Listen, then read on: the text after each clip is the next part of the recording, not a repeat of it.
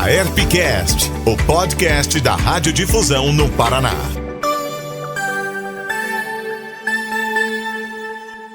Olá, seja muito bem-vindo, seja muito bem-vinda. Aqui é a Fernanda Nardo e este é o episódio número 19. AERPcast. Você conhece o calendário eleitoral e a importância de respeitar essas datas na sua emissora? Para falar sobre o tema, eu converso com Rodolfo Machado Moura, que é advogado, sócio do escritório Moura e Ribeiro Advogados Associados, especialista em radiodifusão e direito eleitoral. Ele foi diretor de assuntos legais da ABERT e atualmente é assessor jurídico aqui da ERP e do CERT Paraná. Tudo bem, Rodolfo? Seja bem-vindo. Tudo ótimo, muito obrigado por mais essa oportunidade de estar com o Radiodifusor do Paraná. Parabéns à ERP e ao CERT por mais essa iniciativa.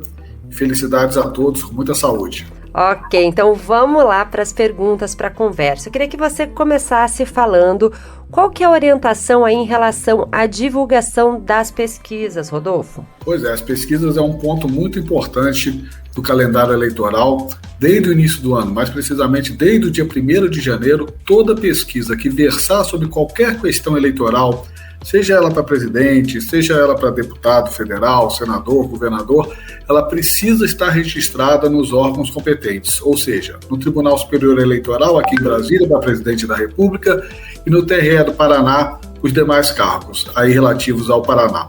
E é muito importante que as emissoras observem isso. E eu sempre gosto de destacar, primeiramente, que a emissora de radiodifusão, seja ela a maior emissora do Paraná de televisão, seja a menorzinha, nenhuma faz pesquisa eleitoral.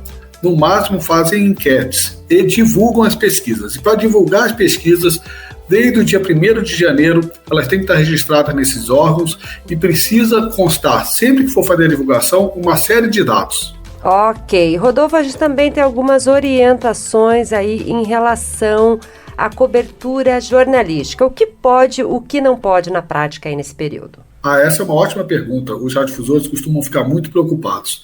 O que for jornalisticamente relevante pode continuar sendo feito. E aqui um ponto importante, não existe data limite para entrevistar governador ou pré-candidato a deputado ou a presidente da República. Pode ser entrevistado a qualquer momento, tá? Não existe as pessoas que dizem, eu posso entrevistar só até a época das convenções, ou até... Não, pode ser entrevistado em qualquer momento. O que é importante é que você precisa tratar isonomicamente aqueles que estiverem em situação similar, tá? E aqui uma questão importante, isonomia não é igualdade. Igualdade seria que você teria que chamar todos os candidatos e dar o mesmo tratamento. Não é isso. Isonomia é você tratar de forma similar aqueles que estão em posição similar. Então, por exemplo, vamos dar assim para deputado federal que acaba procurando muitas emissoras. Precisa entrevistar todos? Não. A emissora pode fazer um critério de, por exemplo, eu só vou entrevistar aqueles que vierem à emissora. Isso pode ser feito. Para governador também, tá? Não há necessidade de entrevistar todos. Você pode, sim, fazer uma seleção de acordo com aqueles que estão, por exemplo, os que estão em primeiro nas pesquisas, eu vou dar um tempo maior. Pode fazer isso, tá? Isso não tem problema, não. O que você não pode é discriminar. Eu vou pegar esse aqui, que eu gosto dele, que eu tenho simpatia pelo ideário dele, vou falar desse sujeito todo dia, vou entrevistar ele toda semana, enquanto do outro eu não vou dar nenhuma notícia, nem vou permitir que ele participe aqui da programação. Isso aqui não pode ser feito. E isso também em relação às entrevistas, você já está falando, né? Isso. Pode se entrevistar, pode se fazer assim não precisa nem ser assim, por exemplo, no mesmo horário. O ideal, por exemplo, a gente tem um brocado que fala, né, quem pode mais, pode menos. Então, por exemplo, se você vai fazer, eu quero ouvir os candidatos a governador no programa de manhã, que é o meu programa de maior audiência. Tá bom, você pode mandar convite para todos eles, ou para aqueles que estão mais destacados na pesquisa, convidá-los para fazer, por exemplo, nós vamos fazer aqui rodada de 10 minutos de entrevista com ele. Isso pode ser feito. E aí, mas tem um que quer vir aqui ao vivo e só vai poder passar aqui de tarde. Pode ser? Pode. Foi-lhe dada a faculdade de falar de manhã, que seria teoricamente um horário mais privilegiado, mas por uma questão de agenda, ele só pode fazer isso de tarde. não tem problema, pode ser feito, desde que você tenha dado a oportunidade dele de também participar de manhã. E aí é sempre importante que se procure registrar isso, né? Manda um e-mail, ou pega na hora que ele passar aí, faz um papel mesmo normal, imprime no computador, pede para ele assinar, dizendo que ele deu ok, manda para a assessoria dele antes, isso pode ser feito, não tem problema nenhum. As emissoras devem continuar com seu tratamento de cobertura jornalística, tá? Então, quem está no poder, essa pessoa normalmente, o candidato à reeleição, ele tem uma exposição maior, porque não só ele é pré-candidato, ou ele vai ser futuramente candidato, mas ele também está no exercício de um mandato, ele também está exercendo um cargo público. Então essa pessoa vai ser objeto também se ele estiver fazendo coisas boas, de elogios, pode ser feito, e se não estiver fazendo coisa boa, se estiver deixando de fazer coisas, também pode ser criticado, não tem problema nenhum, desde que isso tenha uma relevância jornalística. Perfeito. A gente tem aí os famosos debates, né? Qual que é a orientação em relação a isso, Rodolfo? Os debates são uma ótima iniciativa que as emissoras devem efetivamente cogitar de fazer, porque é um grande momento onde eu acredito que o eleitor tem condições de conhecer o ideário, as propostas dos candidatos, né? Embora a gente saiba que nos atuais debates já não são tão assim, livres como era antigamente eram mais, vamos falar, espontâneos, né? Hoje o candidato chega muito tutelado pelos seus assessores, o que pode falar, passa por treinamentos e tudo mais. Mas é importante, as emissoras podem fazer debates tanto para as eleições majoritárias, que são aquelas onde para senador, para governador, para presidente da República, ou nos proporcionais, que são para as eleições para os deputados, tanto estaduais quanto federais agora. Para os majoritários, você deve fazer um convite para todos que tenham pelo menos participação, os partidos tenham participação no Congresso Nacional, de pelo menos 5 parlamentares, tá? Isso aí contando Câmara e Senado. Mas é interessante fazer, pelo menos para aqueles principais que estão na disputa mesmo, você pega uma pesquisa, pode fazer ali um corte, desde que você convide todos esses que têm representação no Congresso Nacional, e você pode fazer na data que você quiser. Eu sempre digo que a emissora não deve chamar, as regras dos debates e também das entrevistas não são dos partidos políticos, essas regras devem ser da emissora. Então é importante que a emissora, antes de convocar os partidos políticos, faça pelo menos um esboço das regras. Se precisarem, nós temos aqui na ERP, nós encaminhamos para quem desejar, a gente faz esse roteiro, tanto de entrevistas quanto de debate, encaminha para os interessados. E aí depois pode sim, convida os partidos políticos ou os representantes dos candidatos para eventualmente fazer alguns ajustes nessas regras. Isso pode ser feito, não tem problema nenhum. E aí depois se resolve qual é a data, né? Isso, inclusive, assim, não é os partidos que escolhem a data, é a emissora. A emissora já deve dar, pelo menos, a indicação de qual data pretende fazer esses debates para os interessados. E aí, depois de tudo acertado, se só comunica a Justiça Eleitoral. A Justiça Eleitoral também não participa da formulação das regras, ela só é comunicada do resultado final. E aí as emissoras podem fazer, inclusive, se, por exemplo, na sua região acredita que não tem condições de levar os candidatos a governador ou a presidente da República, eventualmente pode fazer com os deputados federais.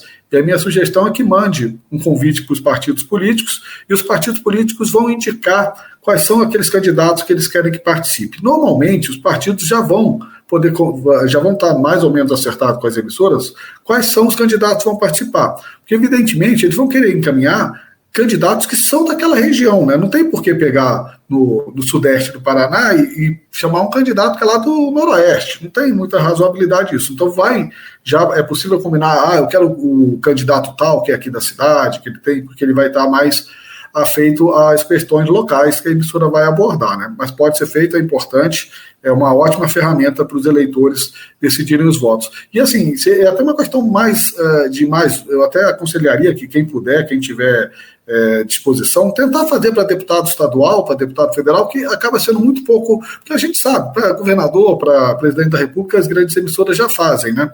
Mas assim, para deputado federal e deputado estadual é bastante incomum. Eu sei que tem algumas que realizam, e eu acho que seria de grande valia, porque as pessoas acabam votando e depois nem lembram mais em quem votaram, né, e tal. E o deputado federal, olha, nós estamos vendo o que está acontecendo aqui no Congresso Nacional em Brasília, a importância que um parlamentar tem, né? Pois é, importante. Eu acho que também é a questão, porque são muitos candidatos, né? E aí fica talvez difícil para dar espaço para todos, não tem nem como, eu acho, né? Então acho que talvez essa seja uma questão também dos debates nesse âmbito. Bom, enfim, doutor, eu queria que você falasse aí em relação à programação normal e alguma observação a mais aí que você acha importante estar atento aí, que é em relação ao nosso tema. Tá, ainda quanto à questão dos debates, para deputado federal, não há necessidade, ou deputado estadual, não há necessidade de você convidar todos. Você precisa convidar apenas um de cada partido ou federação que vai participar, tá? Não há necessidade de convidar todos, até porque seria impossível. Então você manda os convites para os partidos e eles vão indicar cada um só, e você pode, inclusive, fazer vários debates, se você quiser, com deputados, candidatos a deputados federais ou estaduais, por exemplo, e o que não pode aí ser feito é repetir o mesmo candidato, tá? Mas você pode sim fazer com eles. Ainda, uma outra questão bastante importante é que, embora nós já estejamos no dia 6, as emissoras têm que lembrar que não podem ter mais, desde o último dia 29, o dia 29 foi o último dia, então desde o último dia 30, nenhum seu comunicador que queira ser candidato nas próximas eleições pode estar no ar. Se porventura alguém tiver feito algum programa desde o dia 29, né, desde o dia 30 propriamente, e eu sugiro que nem se lance pré-candidato, nem se lance candidato mais, porque se porventura registrar a candidatura, a emissora vai provavelmente ser penalizada em multas bastante elevadas, que vão a partir de R$21 mil, e o próprio pré-candidato vai ter o seu registro cassado. Então não tem mais condições, infelizmente, de estar no ar. E até sobre isso, é muito importante as emissoras terem em mente que, especialmente a partir do dia 6 de agosto, mas desde já, eventualmente, as emissoras podem ser penalizadas por uma propaganda eleitoral antecipada, que as multas da Justiça Eleitoral são muito elevadas. Eu sempre digo que quando a Lei 9.504 foi feita, a lei já tem 25 anos, não se pensou nas emissoras pequenas, se imaginou somente emissoras de grandes centros, porque as multas começam muito elevadas, as multas começam em R$21 mil. Ah, mas eu sou uma emissora comunitária, eu sou uma emissora de uma cidade, eu sou a AM de uma cidade de 15 mil habitantes. Não interessa, a multa é de R$21 mil e a Justiça Eleitoral cobra, não tem jeito de escapar delas, tá? Essas multas, se porventura não forem pagas, elas são inscritas em dívida ativa e aí a emissora depois não consegue renovar sua outorga, não consegue fazer a alteração contratual, registrar ela, homologar ela no Ministério. Então é um problema muito grave que as emissoras devem ficar atentas para não fazer. No meu entender, são 2 pontos que precisam ser destacados. A emissora não pode dar tratamento privilegiado a candidato ou pré-candidato. E o que é isso? Ah, eu não posso ouvir os candidatos aqui da minha região? Pode sim, tá? O prefeito, que porventura for candidato a deputado federal, ele pode continuar participando enquanto prefeito, tá? Não como pré-candidato. Ele pode até ser entrevistado também como pré-candidato e futuramente como candidato, mas aí tem que se tratar a questão da isonomia. Mas, assim, muito cuidado com isso, que é o dar tratamento privilegiado, tá? Ou seja, você não deve convidar, por exemplo, o mesmo candidato ou o mesmo pré-candidato todo dia para falar de alguma coisa. Vou dar um exemplo aqui. Se você tem um médico na região que vai ser candidato a deputado federal, ele pode falar sobre questões, e ele, por exemplo, hoje é o secretário de saúde do município, ele pode dar entrevista sobre o que está ocorrendo na saúde do município. Pode sim, pode ser elogiado se fizer coisa boa, pode ser cobrado se estiver faltando alguma coisa. Agora, não convide o médico para falar sobre uma receita de torta de banana. Tá? Você tem um programa de culinária, você não deve convidar um médico para falar sobre isso. Ainda mais ele sendo pré-candidato. E a outra questão é você fazer propaganda eleitoral propriamente dita. Propaganda eleitoral, hoje é aquela que vai, por exemplo, um comunicador, e às vezes o comunicador está até de boa fé, porque ele conhece o poder da voz dele, conhece a influência que ele tem, e ele acredita que pode melhorar o Brasil, que pode melhorar o Paraná. e aí ele vai falar bem de um candidato que ele acha que é ótimo mesmo, que vai revolucionar as coisas aí, por exemplo, no governo do Paraná. E resolve fazer apologia, falar que o cara é muito bom, pedir voto para ele e tal. Se porventura ocorrer isso numa emissora, a emissora fica sujeita a multas que começam de R$21 mil. Eu até brinco nas apresentações que nós fizemos aí dos seminários, dos encontros regionais. Imagina, você pega um desses comunicador que de boa índole, de boa fé, querendo achar que está para melhorar o Paraná, para melhorar o Brasil, faz uma apologia para o candidato dele às 7 horas da manhã, repete às 7h30, repete de novo às 8 e às 8h30. Gente, é R$21 mil de multa no primeiro horário, 42 no segundo, 84 no terceiro, R$168 mil na hora que ele falar às 8h30, vai se somar isso tudo. Olha o tamanho da multa que vai dar para a emissora. É um prejuízo considerável que, com certeza, quebra o orçamento, pelo menos mensal, né, da maioria das emissoras. Então, tem que tomar muito cuidado para evitar essas duas questões. Mas isso não quer dizer que as emissoras não devem cobrir as eleições. Devem sim, é muito importante. A grande maioria da população brasileira só continua se informando através das emissoras de rádio e televisão, que tem a confiança, que tem a credibilidade da população, e é importante que continuem fazendo esse serviço, informando a população, levando a população às propostas dos candidatos, o que tem ocorrido na cidade, o que tem ocorrido na região, o que tem ocorrido no Brasil, falando bem das coisas boas, criticando as coisas ruins, os problemas que nós temos, e buscando soluções para que nós tenhamos um Brasil cada vez mais melhor para todo mundo. Perfeito. Rodolfo, e quais são aí as particularidades neste ano em relação a esse tema? Se tem alguma coisa que deve ser destacada, que mudou, enfim, referente aos anos anteriores? Nós tivemos até uma inovação, que foi até a questão de se liberar. Bem, uma coisa importante, até que eu esqueci de falar, é o seguinte: como nós estamos nas eleições gerais, que são aquelas para os cargos federais e estaduais, nós não vamos ter eleições municipais. Se porventura, muitas emissoras transmitem sessões das câmaras e programas das prefeituras. Isso pode continuar sendo feito nesse período, tá? Não tem problema. O que você deve tomar cuidado é para evitar que, eventualmente, se transforme o palanque da Câmara Municipal, o púlpito da Câmara Municipal em palanque para candidatos, tá? E assim evitar que se faça propaganda eleitoral durante essas sessões da Câmara. Quem tiver contrato e, porventura, puder fazer uma edição antes, melhor. Se não, pode se levar ao vivo, não tem problema, mas sempre tomando cuidado, procurando conversar com o presidente da Câmara, com as lideranças, para se evitar de que a emissora e também os próprios políticos sejam penalizados. Uma das novidades que nós tivemos, mas ela acabou sendo questionada judicialmente, é que foi mudado a forma de cálculo de como é que se poderia fazer a publicidade dos estados e do governo federal nesse período, agora desses 3 meses, que está vedada, né? Vai se continuar podendo fazer a publicidade da relação à Covid e também aquelas autorizadas expressamente pela Justiça Eleitoral.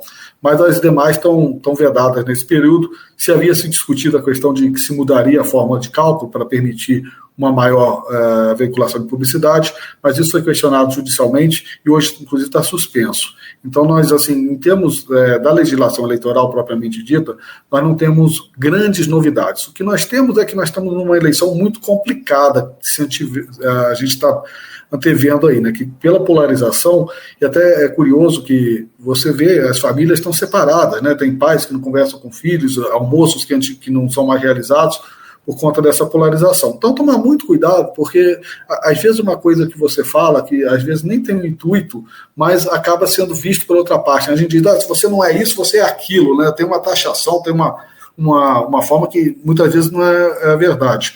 E a gente também sempre brinca, né, que nesses momentos o adversário está sempre escutando a rádio. Então, tomar muito cuidado para evitar essas questões, evitar os aborrecimentos, para que nenhuma emissora do Paraná sofra uma representação eleitoral por essa questão de propaganda eleitoral antecipada ou extemporânea, negativa ou positiva, ou tratamento privilegiado, que é muito importante. E tratar com cuidado a programação, que não vai ter problema, não. Cobrir de uma maneira ética, profissional, né, sem dar a sua opinião, tentando ser o mais imparcial possível, porque a ideia não é que a gente faça com que as pessoas votem determinadas pessoas, mas mostrar o que tem aí para que as pessoas possam decidir melhor, né, doutor? Isso mesmo. A gente tem que dar condições para que o eleitor escolha a opção que ele julga mais correta.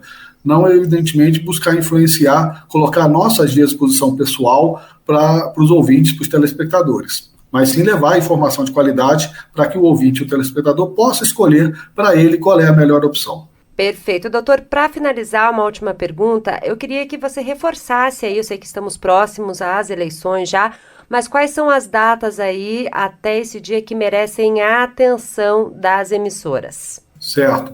Nós temos agora o dia 6 de agosto, que é um dia muito importante, que é a data a partir da qual começam as vedações propriamente ditas à programação normal das emissoras.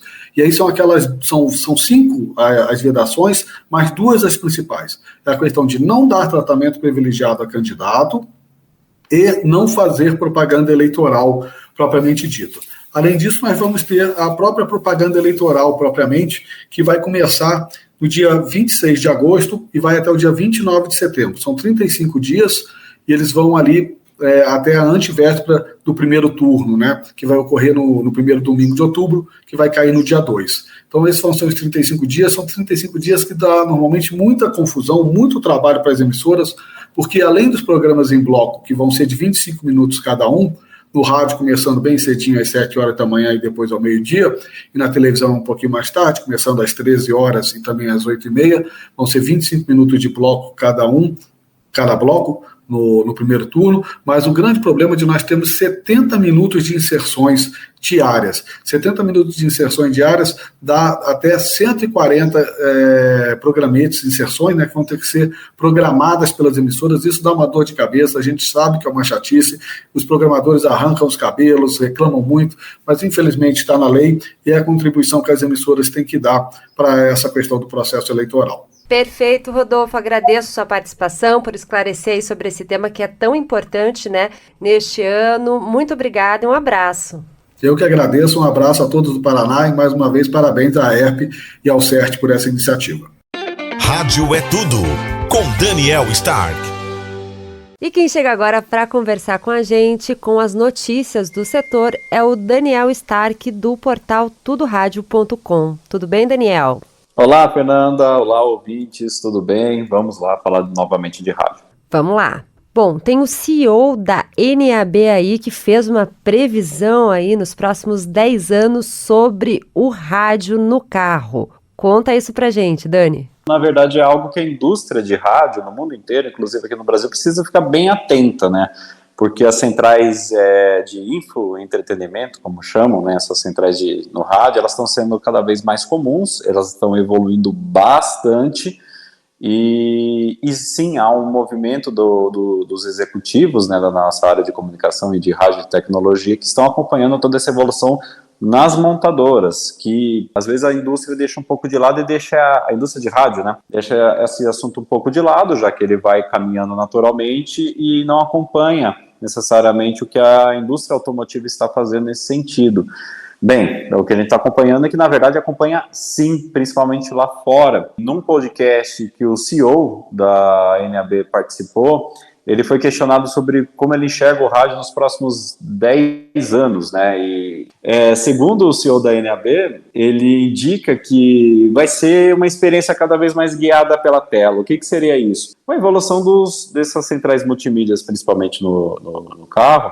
Quanto mais informação de dados você der para o usuário, mais vai ser natural essa integração. Porque assim, ele não acredita muito nas mudanças do que a gente já tem como atributos fortes do rádio, como a credibilidade, a aproximação com as emissoras locais e também com os comunicadores, etc. Isso não deve mudar pelo fator do rádio ser essa companhia fácil, né, para o usuário. Mas sim, ele tem que se apresentar cada vez melhor nesses novos dispositivos. Isso não só envolve carro, isso envolve qualquer outro dispositivo que tenha a capacidade de acessar o conteúdo de rádio, seja ele FM, AM, digital, quando a gente fala digital, a transmissão terrestre, e também o streaming. Então ele acredita cada vez mais nessa integração, nesse modelo híbrido do rádio, né, terrestre, digamos assim, com o rádio digital. Então toda essa movimentação da indústria, pensando no carro, pensando no rádio, como ele vai integrar é algo que se vislumbra como o futuro do rádio nos próximos anos, né? Então, essa mobilidade, essa facilidade precisam ser preservadas.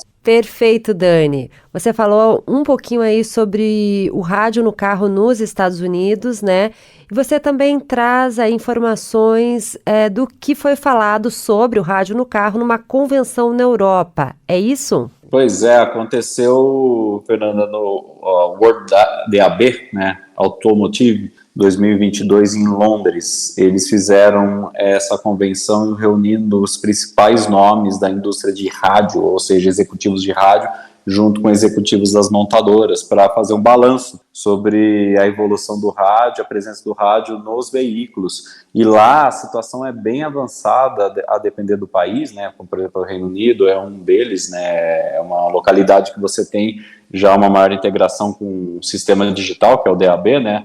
É impressionante como uma coisa está caminhando em conjunto com os novos receptores automotivos tendo o padrão digital de rádio terrestre já embutido como algo básico, né? E isso tem feito com que o rádio consiga ampliar sua parcela de audiência do digital, né? Seja pelo terrestre, seja pelo streaming. Também há toda essa movimentação de todos os países do bloco europeu entrando em contato muito próximo com as montadoras justamente para ver como que o rádio participa dessa evolução. E assim, é igual nos Estados Unidos, é algo básico. Tem que ter o rádio também, e eles estão cada vez mais oferecendo serviços interessantes, até mudando a experiência como a gente usa o rádio no carro. E isso é o meu próximo gancho que eu mandei para vocês. Opa, eu tô curiosa, conta aí pra gente um pouquinho dessa experiência e o que essa experiência também fala um pouquinho da realidade que a gente tem aqui no Brasil. Primeiro eu tive contato recente com um carro novo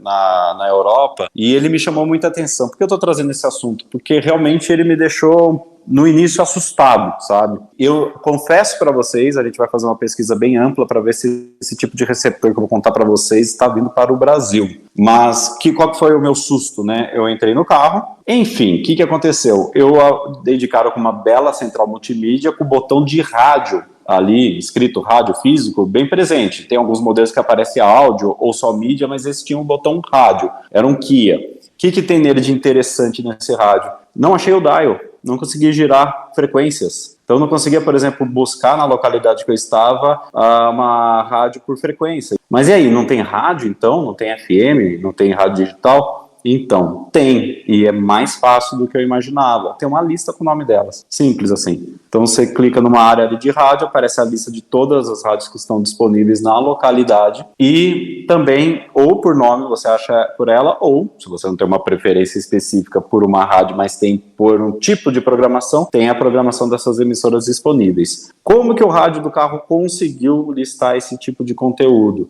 Por dados, né? Aí ele mistura dados de rádio digital terrestre, porque ali na localidade onde estava tinha emissoras DAB, mas também tinha as FMs analógicas, e tinha várias delas sem ainda o padrão digital, então era FM puro. Então como que a gente consegue o nome dessas rádios? Pelo famoso e não tão novo RDS, então ele puxa o logotipo da rádio no painel do carro também, além de outras informações. E tá lá, tudo bonitinho aparece. Qual que é a questão que eu trago aqui pra gente? RDS é uma coisa que acho que há algum tempo na ERP, muitos dos radiodifusores que estão nos ouvindo também batem muito nessa tecla, que é algo básico.